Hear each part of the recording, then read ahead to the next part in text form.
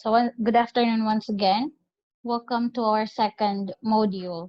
It's entitled Stoichiometry for the second quarter. Now, our first lesson for this module is entitled Atomic Mass, Avogadro's Number, and the Mole Concept. Now, I hope you have answered this already. So, who has any idea what this picture shows to us? Ayo, is there someone? Or manawag ko?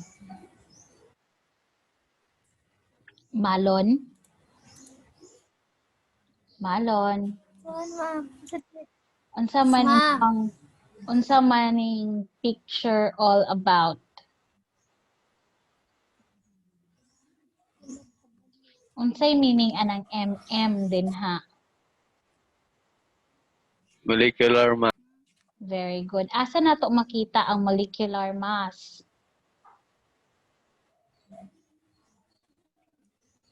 Anybody? Asa na to makita ang molecular mass? Naa siya sa periodic table. Naa sa gitawag na tog atomic mass. So I hope you are holding your periodic table now because we will need that. Okay, now let's go to our discussion. So when we say atomic mass, it is a weighted average of all the isotopes of the element. Now, atoms doesn't exist as purely strict na mo na yung number of proton, mo na yung number of electron, and mo na yung number of neutron, but they exist in isotopes. So meaning they exist with different number of proton and different number of neutron. So the average weight of all those isotopes is what we call the atomic mass of the element, which we found in the periodic table as atomic weight. Then the unit for the atomic weight is AMU, or atomic mass is AMU, or that stands as atomic mass unit. Now, say for example, you are asked to get the molecular mass of hydrogen. Now, who has a periodic table? Nga gitapad? Rika? Ma'am, na ako ma'am, pero ang ako bitang signal ma'am kay mawala dayon kanang mukulit na lang og out sa kuan, mukulit na lang og out sa Zoom. Pero madunggan ko ni Moron. Yes ma'am. Sige. What is the atomic mass in the periodic table for hydrogen? Hydrogen. Kuan diri ma'am 1.0078 og 1.0081. So we will have the 1.008 kay mo man siya average nila, no? So Yes. the atomic mass for hydrogen is 1.008 AMU. Now how about for oxygen? Anybody? Hydrogen. Kuan ma'am 15.399 dayon 16. 16 ma'am. Okay, so we will cater the 16.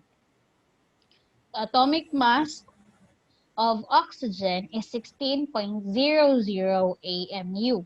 Now, atomic mass is for one single atom only. But if we have a molecule, we call it a formula mass or a molecular mass. Wala man ako na siya napil o bold. So, a formula mass is the total mass of every single atom in the molecule.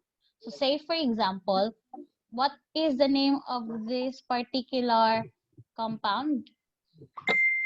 What is the name of this particular compound? H2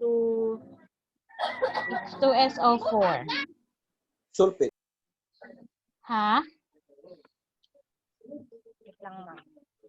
What is the name of the compound?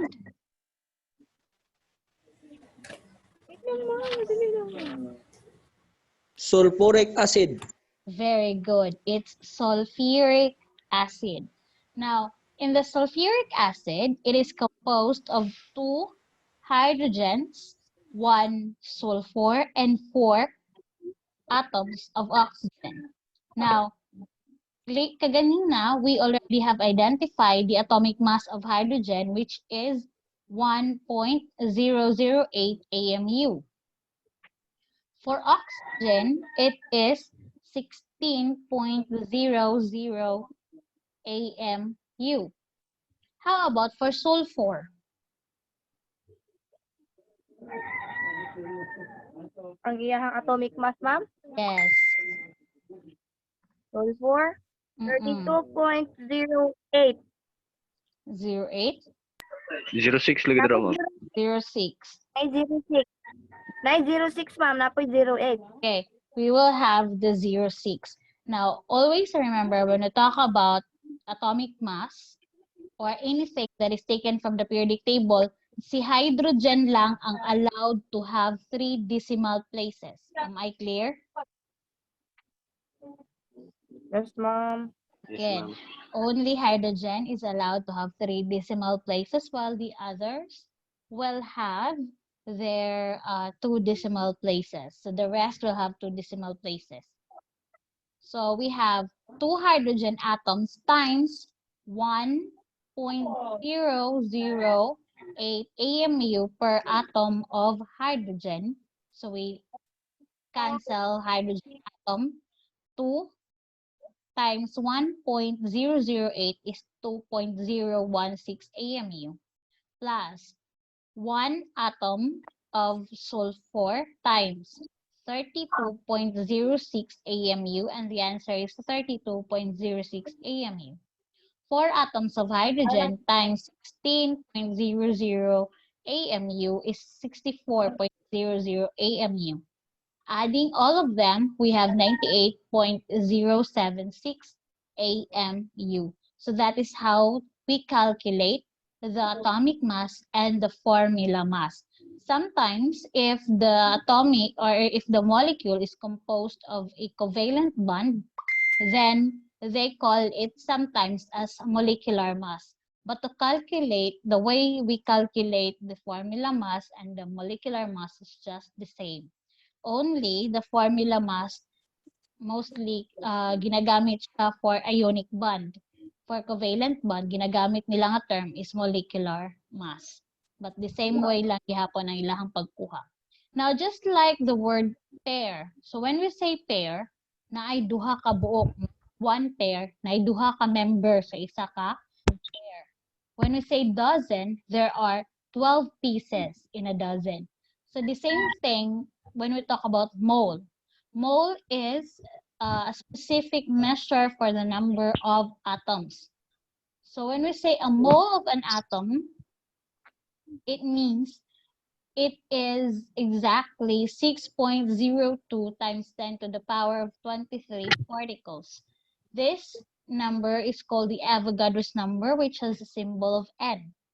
So the particles here could be an ion, could be an isotope, could be an atom, or could be a molecule.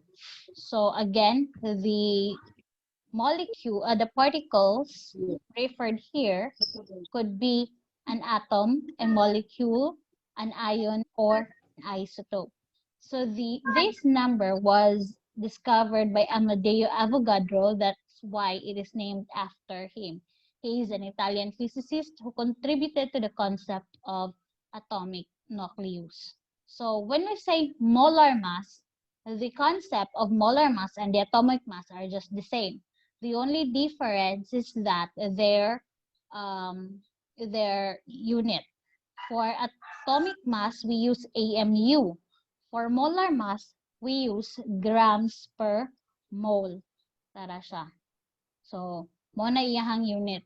So, kung kaganina, if we compare the atomic mass of hydrogen and oxygen with the molar mass of hydrogen and oxygen, the values are just the same. The only difference is that their unit. Instead of using AMU here, we use grams per mole per grams. Mole per grams? Grams per mole? No, baliktad ni siya guys. Di na siya mole per gram. Grams per mole. Nasabtan? Yes, ma'am. Baliktad ni siya ha. Dili ni siya, again, dili ni siya mole per gram, but grams per mole. So, to calculate the molar mass of ascorbic acid is just the same how we determine the formula mass of sulfuric acid. So, we have 6 carbon atom, 8 hydrogen atoms, and 6 oxygen atoms. So 6 atoms of carbon times the molar mass of carbon, which is 12.01 grams per mole, plus 8 atoms of hydrogen times 1.008 grams per mole, plus 6 atoms of oxygen times 16.00 grams per mole.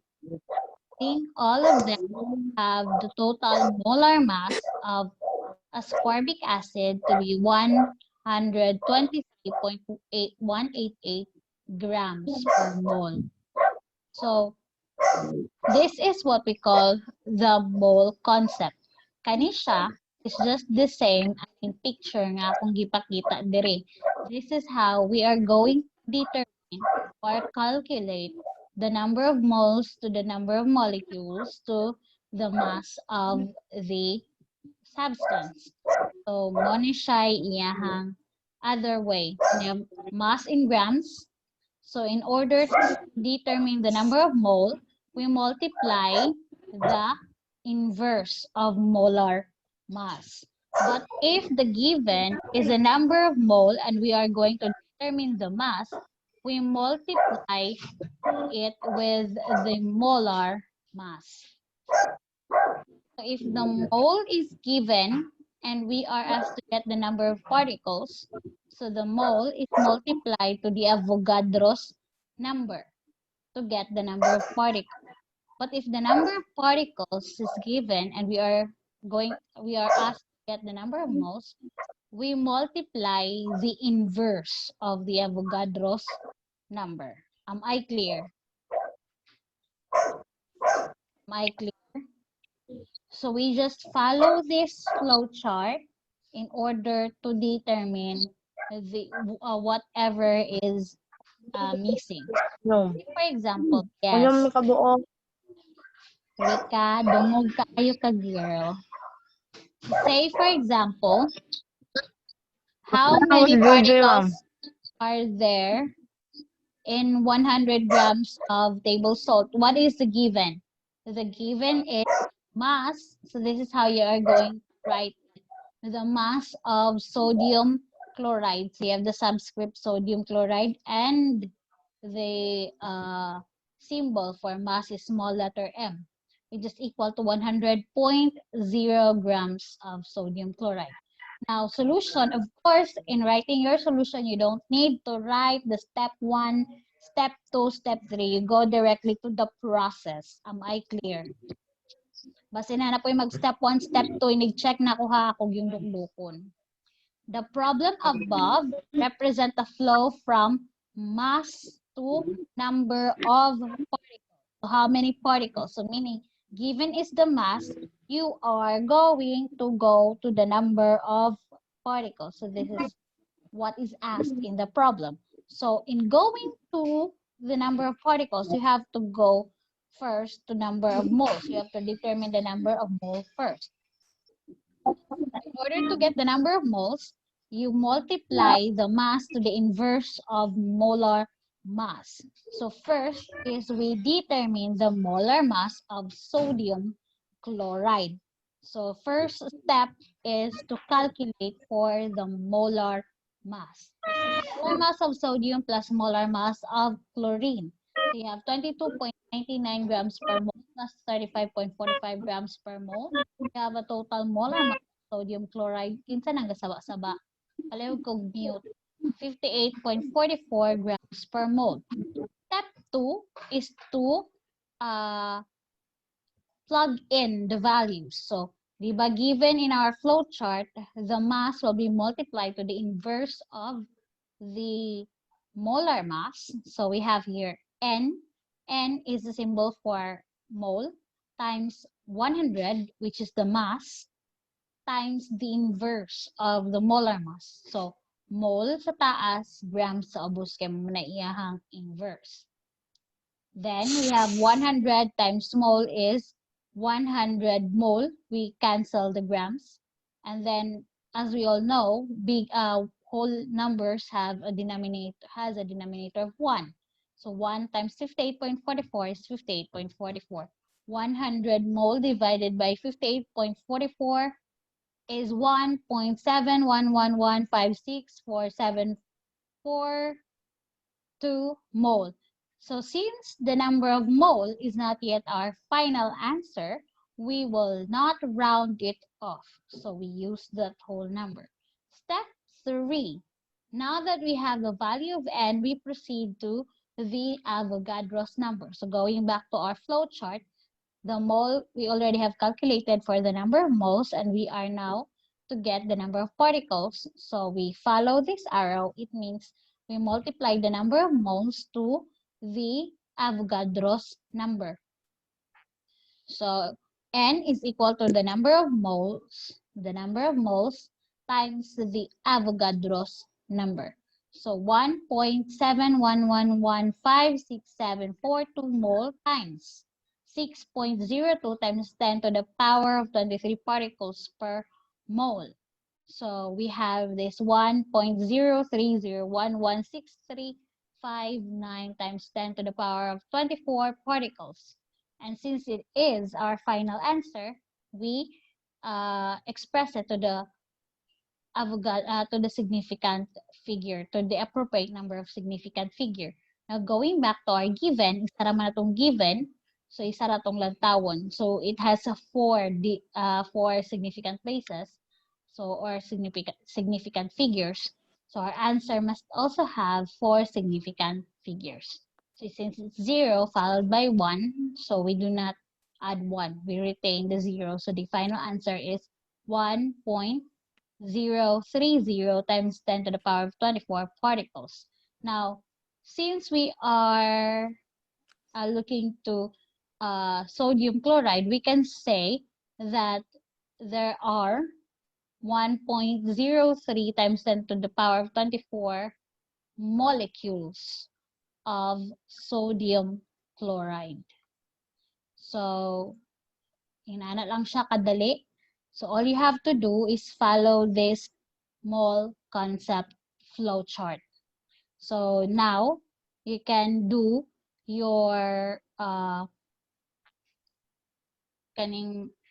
me what you have learned and show me what you know. So, as what you can see, na ako gitanggal ng activity. Katong before ani, kana na lang silang duha akong gipaansiran. That is because this is calculations. Para di kayo madagag ansiran. That would be all for this afternoon. Any question? Ma'am, naka-question, ma'am. Yes, unsa man plaza? Ito ganiya, ma'am, na 24 man to siya, ma'am. Asa 24. Kanang kanya, to the power 10 to the power of 24. So if we are Ano, going to ma'am? calculate this, nakay calculator dong. Wala. So actually ang answer ana niya, 'di ba? Ako ikuan diri ha, ako ang i-share ko og it's 11 something. So say for example, pila yung value ato? Pila gani? 6.04? No. 1 point 1 sana siya? 1.711 1.7111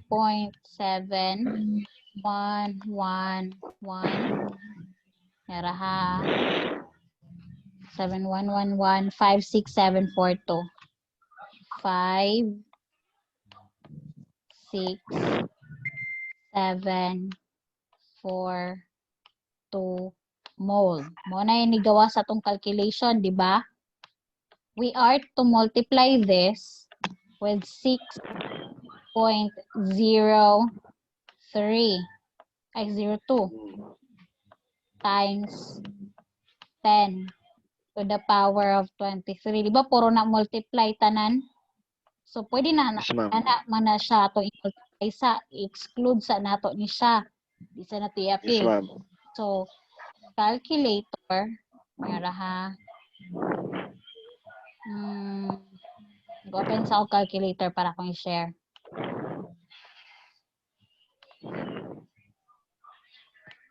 Yung anong kalendar? Nanayabag na kalendar naman. So, share calculator. So, we have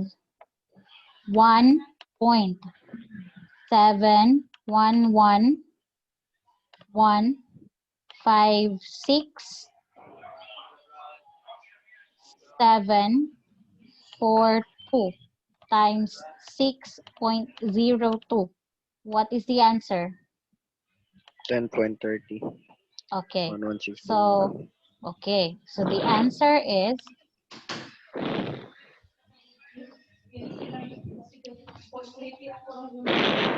ako ning kopyahon ha. Copy. No, 24. Ulat sa ha. Mo na tong lantawon ron nga ano na 24. So, mo na iyang answer. Di ba? Mo na iyang answer. Oh, yes, Di ma'am. ba? Wala pa ni nato gi-multiply. Yes, ma'am. So, napa na siya times 10 to the power of 23. 23. Di ba? Kung kani siya tong lantawon, di ba naka-form siya og scientific notation? Di ba? Naka-scientific notation na siya. So, kayo naka-scientific notation man sa dating, tama ba natong scientific notation? Dili. Tama ba ni? Di ba pag scientific notation, dili siya mo more than 10? The value is from 1.0, the range to 9.9 infinity. So, mo na dapat yung range. Kanya kay 10 naman na siya. So, what are we going to do? We move this towards that next one. So, moving it, are we deducting decimal place or adding decimal place? Adding. We add decimal place. So, that's why we add 1. So, from 23, it becomes 10.30 times 10 to the power of 24. Nasabtan. Yes, Naman mong ma'am. grabe makaginhawang. Kabunda ba kay sa hangin? So, any question? Any question? Yes, ma'am. Sagdan, ma'am. Sabtan na to? So, dili kay naka 23 na din ha. 23 na lang yun siya forever ha. Pwede na siya madugangan. Pwedeng makuhaan. Depende sa number of kanang moles. Sabtan ko? Yes, ma'am. Okay, any question pa yun? Wala na? Pwede balikon tong kuan mo ba? Unsa man? Ito bang chart mo ba? Itong flow chart mo ba? Flow chart. Okay. So, kani. So, say for example, if mass ang given, you are going to determine the number of moles. Kita kaning arrow. So, gikan dinhi padulong dito. So, you will use this arrow. This arrow says that the mass will be multiplied with the molar mass. Mole per gram. So, kay mole per gram man siya, it means it's the inverse of molar mass. Kaya ang molar mass has a unit of grams per mole. Kanya din ha sa taas, kay mole per gram man siya, inverse ang molar mass. Kung mole ang given, Mole ang given, gipangita si mass. So, aning sa ubos nga araw atong gamiton. It means si mole will be multiplied with the molar mass para makuha ang mass. Nasabtan? Yes, ma'am. So, diri pud ta. If mole ang given, gipangita ang number of particles, mole to number of particles, so we will use the arrow above. So, the arrow above says that the number of moles will be multiplied with the Avogadro's number to get the number of particles. If the given is the number of particles, gipangita ang number of mole, then you will use the arrow below, which says that the number of particles will be multiplied with the inverse of Avogadro's number para makuha ni mong mole. So, you only have to follow the arrows. Given na siya din na. So, kung gikan ka dinhi, padulong dito, so you follow those arrows above. Kung gikan ka dinhi, padulong po ka sa mass, you follow the arrows below. Nasabtan? Yes, ma'am. Okay, any question? Napatay 9 minutes, guys. Any question? Wala na? Ma'am, Yes. di ba nag-ingon ka ma'am nga ang amo ang kuan ka din may magbutang og steps ana-ana. Oh, Pero sunurod kung kuan ato ma'am way ato og unsa ang yes. kuan. You don't Magbutang need ang to sunod. write step 1 and the words in the step 1. All you need to do is solve for the molar mass. Kasabot naman ko. Ako lang na siya gibutang step 1 din, ha? I don't need to do the step 1. Kay dili man tanan step 1 molar mass. Daw bi og molar mass kanang number of moles ang given. And then padulong sa Avogadro's number. Alangan mag-molar mass pa ka. So you go directly to what is here in the flow chart. Nasabtan? Sige ma'am, sige Yes, ma'am. ma'am. Yes, ma'am. Okay, very good. So, since wala na may question, good afternoon everyone. You may start answering your module now. So, Sa lesson 1, ma'am. yes, a lesson 1 only. Then tomorrow we will have another schedule for lesson 2. Okay ma'am. Goodbye. I will post this on YouTube and on Google Bye, Classroom. ma'am. Goodbye everyone.